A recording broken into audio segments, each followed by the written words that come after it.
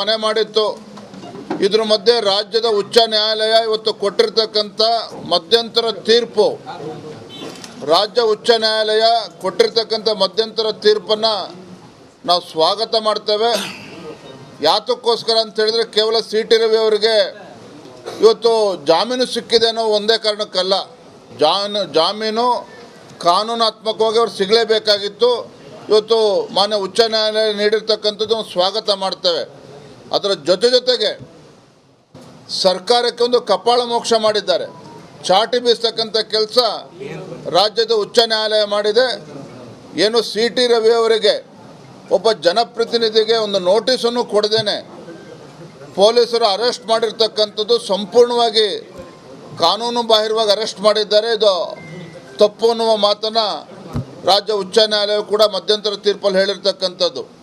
ಒಟ್ಟಾರೆಯಾಗಿ ರಾಜ್ಯದ ಈ ಕಾಂಗ್ರೆಸ್ ಸರ್ಕಾರ ರಾಜಕೀಯ ಷಡ್ಯಂತ್ರವನ್ನು ಮಾಡಿ, ರಾಜಕೀಯ ಪಿತೂರಿಯನ್ನು ಮಾಡಿ ಒಬ್ಬ ಜನಪ್ರತಿನಿಧಿ, ಒಬ್ಬ ಸಿ ಟಿ ರವಿ ಅಂತವ್ರ ಮೇಲೆ ಈ ರೀತಿ ಒಂದು ದಬ್ಬಾಳಿಕೆ ದೌರ್ಜನ್ಯ ನಡೀತದೆ ಅಂತ ಹೇಳಿದ್ರೆ ಪೊಲೀಸರನ್ನು ಉಪಯೋಗಿಸ್ಕೊಂಡು ಇನ್ನು ಸಾಮಾನ್ಯರ ಪರಿಸ್ಥಿತಿ ಏನಾಗ್ಬೋದು ಅಂತೇಳಿ ನಾನು ಹೇಳ್ತಾ ಇಲ್ಲ, ರಾಜ್ಯದ ಜನ ಇವತ್ತು ಮಾತನಾಡ್ತಾ ಇದ್ದಾರೆ. ಮತ್ತೊಂದು ಕಡೆ ಇವತ್ತು ಡಿ ಕೆ ಶಿವಕುಮಾರ್ ಅವ್ರ ಹೇಳಿಕೆಯನ್ನು ಕೂಡ ಗಮನಿಸಿದ್ದೇನೆ. ಬೆಳಗಾವಿಯಿಂದ ಸಿ ಟಿ ರವಿ ಅವ್ರನ್ನ ಹೊರಗೆ ಬಿಟ್ಟಿದ್ದೇ ಹೆಚ್ಚು ಅನ್ನುವ ದಾಟಿನಲ್ಲಿ ಮಾತನಾಡಿದ್ದಾರೆ.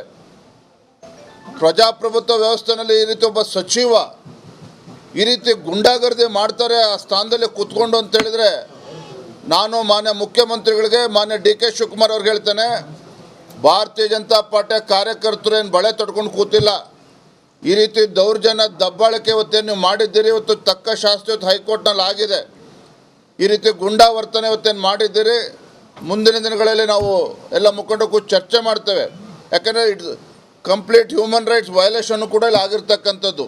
ಹಾಗಾಗಿ ಏನು ಮುಂದಿನ ದಿನಗಳಲ್ಲಿ ಯಾವ ರೀತಿ ಕ್ರಮವನ್ನು ಕೈಗೊಳ್ಳಬೇಕು, ಪಕ್ಷದೆಲ್ಲ ಮುಖಂಡರು ಕೂತು ತೀರ್ಮಾನ ಮಾಡ್ತೇವೆ. ಮುಂದಿನ ಹೆಜ್ಜೆ ಏನಿರಬೇಕು ಅಂತೇಳಿ ನಾಳೆ ದಿನ ಕೂತು ಚರ್ಚೆ ಮಾಡಿ ತೀರ್ಮಾನ ಮಾಡ್ತೇವೆ.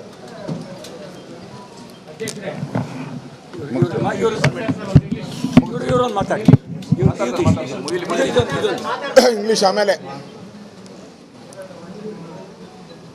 ಈಗಾಗಲೇ ನಮ್ಮ ರಾಜ್ಯ ಅಧ್ಯಕ್ಷರಾದಂಥ ವಿಜಯೇಂದ್ರ ಅವರು ಕಾಂಗ್ರೆಸ್ ಈ ಅಧಿವೇಶನದಲ್ಲಿ ನಡ್ಕೊಂಡಂಥ ನಡವಳಿಕೆ ಬಗ್ಗೆ, ಸಿ ಟಿ ರವಿ ಅವ್ರನ್ನ ಬಂಧಿಸಿದ ಬಗ್ಗೆ ಸವಿಸ್ತಾರವಾಗಿ ಹೇಳಿದ್ದಾರೆ.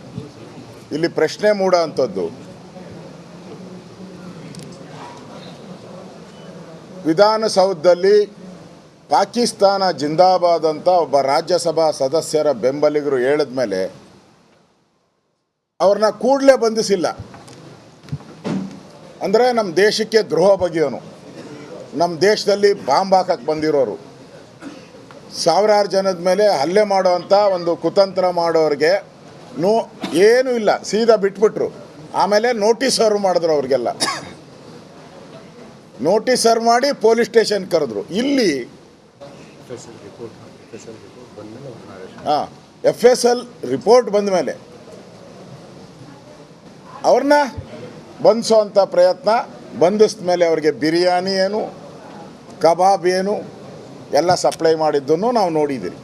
ಇಲ್ಲಿ ಒಬ್ಬ ಜನಪ್ರತಿನಿಧಿ, ನಾನು ನಮ್ಮ ಕಾನೂನು ತಜ್ಞರ ಜೊತೆನೂ ಚರ್ಚೆ ಮಾಡಿದ್ದೀನಿ. ವಿಧಾನ ಪರಿಷತ್ತಲ್ಲಿ ನಡೆಯುವಂಥದ್ದು, ವಿಧಾನಸಭೆ, ವಿಧಾನ ಪರಿಷತ್, ಇವತ್ತು ನಮ್ಮ ಲಾಯರು ಕೂಡ ಕೋರ್ಟಲ್ಲಿ ವಾದ ಮಾಡಿದ್ದಾರೆ. ಏನು ಹೇಳಿದ್ದಾರೆ, ಅದರ ಜ್ಯೂರಿಸ್ಡಿಕ್ಷನ್ನೇ ಬೇರೆ. ವಿಧಾನಸಭೆ ಮತ್ತು ವಿಧಾನ ಪರಿಷತ್ತು ಮತ್ತು ಲೋಕಸಭೆ ಅಲ್ಲಿ ಮಾತಾಡೋದಕ್ಕೆ ರೈಟ್ಸ್ ಇದೆ, ಅದಕ್ಕೆ ಯಾವುದೇ ಕೋರ್ಟ್ ಅಡ್ಡಿ ಮಾಡೋಂಗಿಲ್ಲ ಅನ್ನೋದು ಕಾನೂನು. ಅದರಿಂದನೇ ವಿಧಾನಸಭೆಯಲ್ಲಿ, ಲೋಕಸಭೆಯಲ್ಲಿ ಮಾತಾಡ್ತಾರೆ, ಕೋರ್ಟ್ ಬಗ್ಗೆ ಮಾತಾಡ್ತಾರೆ, ಕಾನೂನು ಬಗ್ಗೆ ಮಾತಾಡ್ತಾರೆ, ಕ್ರಿಟಿಸೈಸ್ ಮಾಡ್ತಾರೆ. ಇಲ್ಲಿ ನಡೆದಿರುವಂಥ ಘಟನೆನ ಯಾರು ಶಿಕ್ಷೆ ಕೊಡಬೇಕು? ಡಿ ಕೆ ಶಿವಕುಮಾರ, ಸಿದ್ದರಾಮಯ್ಯನ? ಯಾರವರು? ಅವರೇನು ಜಡ್ಜ್? ಅವರು ಹೇಳಿಕೆಯನ್ನು ಕೊಡ್ತಾರೆ, ಕ್ಷಮಾಪಣೆ ಕೇಳಬೇಕು ಅಂತ. ನಾವ್ಯಾಕೆ ಕ್ಷಮಾಪಣೆ ಕೇಳಬೇಕು? ತಪ್ಪು ಅಂತ ಪ್ರೂವ್ ಆಗಬೇಕು ಫಸ್ಟು. ಅವ್ರು ಮಾತಾಡಿರೋದು ನಿಜ ಅನ್ನೋದು ಪ್ರೂವ್ ಆಗಬೇಕು. ಸಭಾಧ್ಯಕ್ಷರು ತೀರ್ಪು ಕೊಡಬೇಕು, ಸಭಾಧ್ಯಕ್ಷರು ಕಂಪ್ಲೇಂಟ್ ಕೊಡಬೇಕು, ಅದರ ಮೇಲೆ ಕೋರ್ಟ್ಗೆ ಹೋಗುತ್ತೆ. ಕೋರ್ಟಲ್ಲಿ ಜಡ್ಜು ಗೌರವಾನ್ವಿತ ನ್ಯಾಯಾಧೀಶರು ತೀರ್ಪು ಕೊಟ್ಟ ಮೇಲೆ ಅದು ಕಾನೂನು, ಅದನ್ನು ನಾವು ಪಾಲನೆ ಮಾಡ್ತೀರಿ. ಇವತ್ತು ಏನು ಜಡ್ಜ್ಮೆಂಟ್ ಬಂದಿದೆ ಅದನ್ನು ಸ್ವಾಗತ ಮಾಡಿದಿರಿ, ಅದನ್ನು ಪಾಲನೆ ಮಾಡ್ತೀರಿ. ಇದೇ ಕಾಂಗ್ರೆಸ್ ಅವರು ಮೊನ್ನೆ ಕಾಂಗ್ರೆಸ್ ಪಾರ್ಟಿ ಮೀಟಿಂಗಲ್ಲಿ ಏನಿದ್ದಾರೆ, ಕೋರ್ಟ್ಗಳು, ನಾನು ಪತ್ರಿಕೆಯಲ್ಲಿ ಓದಿರೋದು, ಎಲೆಕ್ಟ್ರಾನಿಕ್ ಮೀಡಿಯಾದಲ್ಲಿ ಓದಿರೋದು, ಕೋರ್ಟ್ಗಳು ಈ ನಡುವೆ ಬೇಕಾಬಿಟ್ಟು ಜಡ್ಜ್ಮೆಂಟ್ಗಳು ಕೊಡ್ತಾರೆ ಅನ್ನೋ ಕಾಮೆಂಟನ್ನು ಕೂಡ ಮಾಡಿದ್ದಾರೆ. ಅಂದರೆ ಅವ್ರಿಗೆ ಸಂವಿಧಾನ ಪುಸ್ತಕ ಇಟ್ಕೊಂಡಿರ್ತಾರೆ, ಕಾನೂನು ಮೇಲೆ ಗೌರವನೇ ಇಲ್ಲ. CT ರವಿಯವರನ್ನ, ನಾನು ಒಬ್ಬ ವಿರೋಧ ಪಕ್ಷದ ನಾಯಕ, ನಾನು ಹೋಗಿದ್ದೀನಿ, ನಾನು ಕಂಪ್ಲೇಂಟ್ ಕೊಡೋಕ್ಕೆ ಹೋಗಿರೋದು. ವಿಧಾನಸೌಧದಲ್ಲಿ ಏನು CT ರವಿಯವ್ರನ್ನ ಕೊಲೆ ಮಾಡಬೇಕು ಅಂತ 40 ಜನ ಬಂದಿದ್ದರು. ಚಿಕ್ಕಮಗಳೂರು ಜಿಲ್ಲೆಗೆ CT ರವಿಯವರ ಬಾಡಿನ ನಾವು ಪಾರ್ಸಲ್ ಮಾಡ್ತೀರಿ ಅಂತ ಏನು ಹೇಳಿದರು. ಆ ಕಂಪ್ಲೇಂಟನ್ನು ಬರೆದು ನಾವು ಕೊಡೋಕ್ಕೆ ಬಂದಿದ್ದು ನಾನು. ನನಗೆ ಎಂಟ್ರಿ ಇಲ್ಲ. ನಾನು ಸಂವಿಧಾನದತ್ತವಾದಂಥ ಪೋಸ್ಟಲ್ಲಿರೋನು. ನಾನು ಸಂವಿಧಾನದತ್ತವಾದ ಪೋಸ್ಟ್, ನಂದು ಕಾನ್ಸ್ಟಿಟ್ಯೂಷನಲ್ ಪೋಸ್ಟ್. ಅಂದರೆ ಯಾರೋ ಈಗ ಟೆರರಿಸ್ಟ್ಗಳು ಹೋದರೆ ಅವ್ರನ್ನ ಚೇರ್ ಹಾಕಿ ಕೂತಿರ್ಸ್ತೀರಾ ನೀವು? ನನಗೆ ಎಂಟ್ರಿ ಕೊಡಲಿಲ್ಲ. ಇದು ಅಪಮಾನ ಅಲ್ವಾ? ಗೂಂಡಾಗಿರಿ ಅಲ್ಲ? ಅವು ಯಾವರ ಕಮಿಷನರು ಅವನಿಗೆ ಫೋನ್ ಬಿಟ್ಟು 5 ಅವರ್ ಇದ್ದೀನಿ ಅಲ್ಲಿ. 5 hours I waited outside police station, Khanapur ಸ್ಟೇಷನ್ಗೂ ಕಮಿಷನರ್ಗೆ ಏನು ಸಂಬಂಧ? ಯಾರವನು ಖಾನಾಪುರ ಸ್ಟೇಷನ್ಗೆ ಬರೋಕ್ಕೆ? ಅವ್ರ ಜ್ಯೂರಿಸ್ಟ್ರಕ್ಷನೇ ಅಲ್ಲ. SP ಅಲ್ಲಿ ಜ್ಯೂರಿಸ್ಟ್ರಕ್ಷನ್, ಡಿ ಮನುಷ್ಯ ಬಂದು ಕೂತ್ಕೊಂತಾನಲ್ಲಿ ಫೋನ್ ಹಿಡ್ಕೊಂಡು. ಆ ಮಿನಿಸ್ಟ್ರಿಂದ ಏನು ಬರ್ತತೆ, ಇದೇ ಅವ್ರ ಫೋನು. ಒಬ್ಬ, ನಾನು ಹೋಮ್ ಮಿನಿಸ್ಟ್ರಾಗಿ ಕೆಲಸ ಮಾಡಿದವನು. IO ಈಸ್ ದ, ರಾಜು ಗೊತ್ತು, IO ಸುಪ್ರೀಂ. ಯಾವುದೇ ಕೇಸಲ್ಲಿ IO ಈಸ್ ದ ಸುಪ್ರೀಂ. ಅದು ಇನ್ಸ್ಪೆಕ್ಟರ್ ಇರ್ಬೋದು ಅಥವಾ DYSP ಇರ್ಬೋದು. ಅವ್ರ ಮೇಲೆ ಕಮಿಷನರ್ಗೂ ಅಧಿಕಾರ ಇಲ್ಲ, DGಗೂ ಅಧಿಕಾರ ಇಲ್ಲ, ಮಂತ್ರಿಗೂ ಅಧಿಕಾರ ಇಲ್ಲ. Is the supreme.